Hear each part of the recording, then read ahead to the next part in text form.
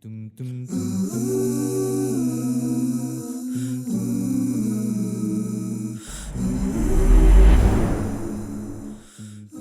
what breaks my fast? There are 7 things that usually scholars mention when they talk about things that nullify fasting. The greatest of them all is intercourse. Of course, with a spouse. I'm not talking about zina, fornication, adultery. I'm talking about legitimate relationship between a man and his wife. This is totally prohibited on the daytime of Ramadan for a person who's residing. And if he does, or if she does that, then first of all, the day is void. But they must maintain fasting. Though it's void, they have to make up for that day. They have to give expiation each.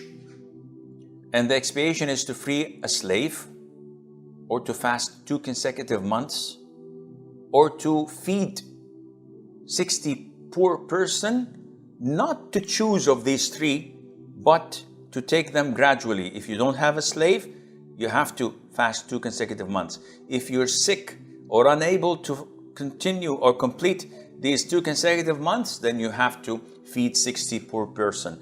If I'm totally broke and I cannot feed any person, there's nothing for you to do. So this is number 1. Number 2, what takes the ruling of intercourse? What is that? It's known as masturbation. Intentionally ejaculating. Now, having said that, one would say, what about nocturnal emission, known as wet dreams? Wet dreams are not within your control. When you sleep, you don't have the option or the choice whether to do this or to do that. It happens. So it has no impact on your fasting. But to purposely ejaculate, whether by masturbating, by watching something that provokes you to ejaculate intentionally, in this case, this nullifies your fasting. Do I have to pay the expiation of freeing a slave, fasting 2 consecutive months, or feeding 60 poor people? No, you don't. But it's a sinful thing. And this was mentioned in Surah Al-Ma'arij. وَالَّذِينَ هُمْ لِفُرُوجِهِمْ حَافِظُونَ. Allah, when He praised the righteous people by saying that they preserve their own chastity, they do not abuse their private parts in illicit and illegal sexual intercourse. And then Allah says, except having this with their spouses in their right hand possession. And whoever transgresses and has this desire fulfilled other than that, the spouses in the right hand possession, then they are transgressors. فَأُولَٰئِكَ هُمُ الْعَادُونَ. So it's sinful, it's transgression, it breaks the fasting, as the majority of scholars stated. So the third thing after intercourse, ejaculation, is eating and drinking. But before we go into the issue of eating and drinking, I might have to be a little bit French, so people would understand that what is meant by intercourse is the actual penetration. And I will not explain more than that. But ejaculation is not intercourse. So if a man has intimacy with his wife without penetration, and he or she ejaculates, this does not fall under the category of intercourse. This falls under the category of masturbation. If penetration takes place without ejaculating, this is intercourse. So they have to be careful to know the difference between the two. Thirdly, eating and drinking. So anything that a person consumes that goes into his stomach would invalidate his fasting. If he does this intentionally, and if he does this remembering and knowing the ruling of it, even if he swallows a pill or he swallows a stone, this would invalidate his fasting. Fourthly, what takes the ruling of eating and drinking, and we spoke earlier about this, and this refers to anything that is nourishing your body, such as glucose and the IV that people take, and they can live on that for a number of days. Fifthly, intentional vomiting. And why do we say intentional vomiting?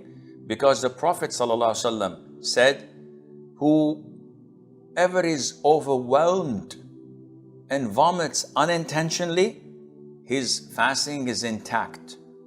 But whoever intentionally and deliberately vomits, then he has broken his fast. So, for example, someone fills up his stomach, and all of a sudden, without him intending it, he has to throw out. He goes and rushes to the toilet, he throws out. His fast is intact. Someone who is feeling uneasy, he ate too much and he doesn't feel good, he inserts his finger in his throat and he throws up.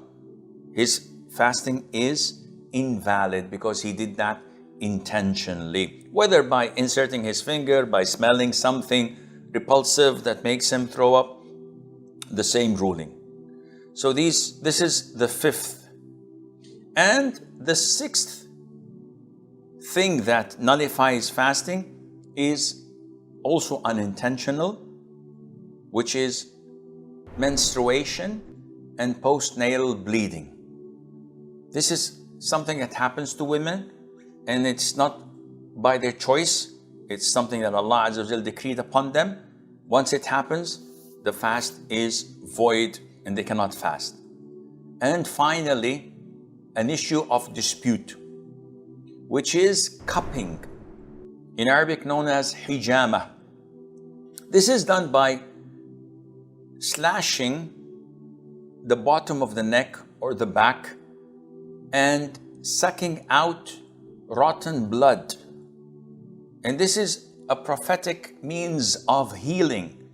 It is perfect for high blood pressure and for migraines. Those who suffer from migraines, once they do this, they are relieved for like 5-6 months from their migraines. And the Prophet ﷺ instructed us to do this cupping or hijama, and he himself did it, ﷺ. The scholars differ whether this breaks fasting or not. I'm inclined that it does not break your fasting or affect it, but we mention it because a great number of scholars say it does.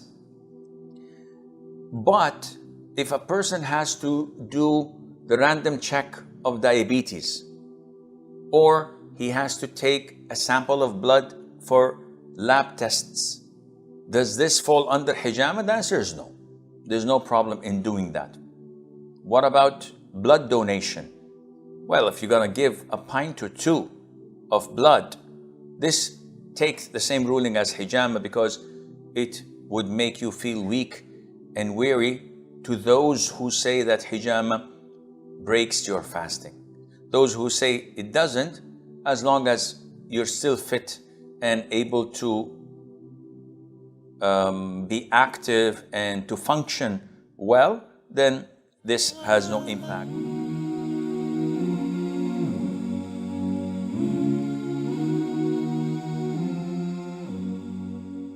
Alhamdulillah, we are happy to announce the launch of the One Islam TV app.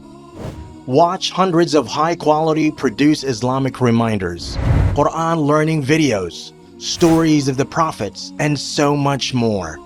2 new videos uploaded daily, inshallah. watch videos on demand, or download videos and watch offline. No more annoying ads or pop-ups.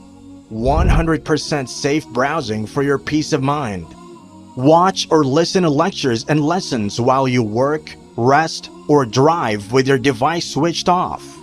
One Islam TV is 100% run and owned by Muslims, which means the small amount you pay for your subscription is a SADAQAH JARIYAH, continuous charity for you, as we use the funds raised to continue producing more beneficial videos and reminders, inshallah. The One Islam TV app is now available on Apple devices, Apple TV, Android devices, Android TV, Amazon Fire TV, and Roku, so you can watch on most devices and smart TVs. Download now for a free 7-day trial. May Allah reward you for supporting our work.